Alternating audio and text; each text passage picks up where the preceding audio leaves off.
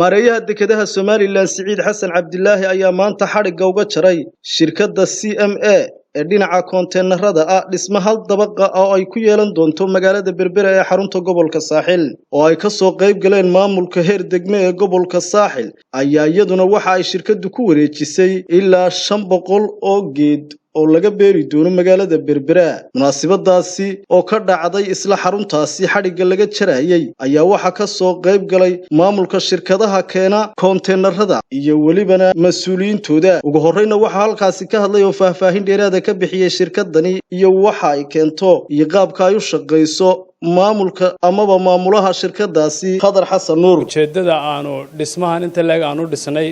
waxaan ku soo ururin karnaa saddex ujeedada koowaad waxa weeyaan inaan shirkadahan aan ka qayb qaadano bilicda magaalada sawada ogsoontihiin magaalada Berbera waxa weeyaan waa magaalo dalxiiseed weeyi waana meesha ugu badan ee dhamaan Somaliland oo soo dalxiis tagto marka cid kasto magaalada timaadada dalxiis ahaan in isha ku dhufato meel qurux badan ama dhismo qurux badan ujeedada labaad aan ka lahayn waxay ahayd marka xafiis ahaan kobaca iyo korodhka ku imanaya dekeda iyo magaalada Berbera inaanu xafiis ahaan u diyaar garowno oo ka wada warqabtaan xafiiskii hore aanu ku jirnay waxa xafiis cidhiidhiya laakiin ma sha Allah maanta xafiis weyn baa la dhisay waxaana loogu talagalay inuu noqdo xafiis u diyaarsan inuu la jaan qaado horumarka ka socda gobolka iyo magaalada iyo dekeda intaba ujeedada saddexaad ee dhismahan ka lahayn wuxuu ahaa in macaamiisha shirkadu ay helaan xafiis fiican oo qurux badan oo qofku markuu xafiiska ka adeeganayo oo dareemo raaxo iyo rayn 500 geed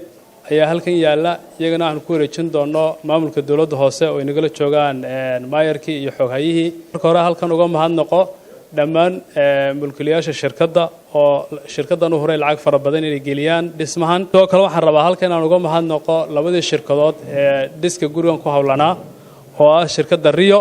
oo wada garanaysaan iyo Alfalaax oo iyadu lahayd finishing iyo waxaas Mustafa Ali Umar oo kamid ah mas'uuliyiinta sarsare ee shirkadaasi iyo walibana maamulka heer degmo ayaa iyaguna halkaasi ka hadlay inaanu baahi tiri doono ganacsatada ku adeegsata leenka iyaga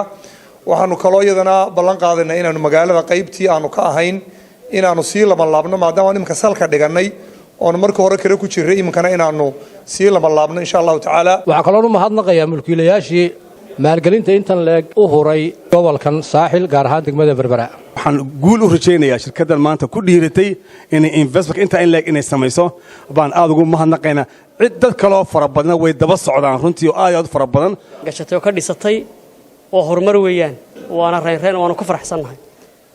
farxadda labaad waxa weeye dhismuhu meesha ku dhacay oo ah halkii ilbaxnimada Somaliland ba ka bilaabantay iyo xaafadii Daaroole oo aynu runtii dib u noolaynayno dhismahan muhiimad weyn buu leeyahay degmada aan mas'uulka ka nahay waxyaalo badan oo koobsanaya waa marka koobaad buqacadan laga dhisay halkan ilaa iyo kulleeyntaan waan garaadsaday way banaaneedun wax kasto oo ku soo kordha sandaqadna ha noqotee anaga farxad bay noo tahay guul bay noo tahay golaha deegaanka ee degmada Berbera dhismaha quruxda badan ee aad dhisteen waddankiini aad ku maalgeliseen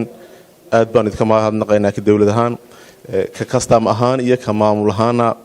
waxaan aad iyo aad uga mahadnaqayaa sida fiican ee wada shaqaynta wanaagsan ay la leedahay shirkadu gabagabadiina waxa halkaasi ka hadlay maareeyaha dekedaha Somaliland isagoo u mahadnaqay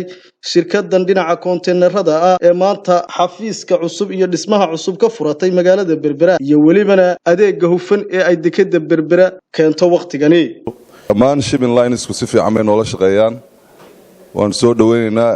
inta kalena waxaan ku boorinaynaa inay iyaguna xafiisyo sidan oo kala dhistaan taasoo muujinaysa kobcidda dhaqaalaha kaabayaasha gobolka gaar ahaan degmada Berbera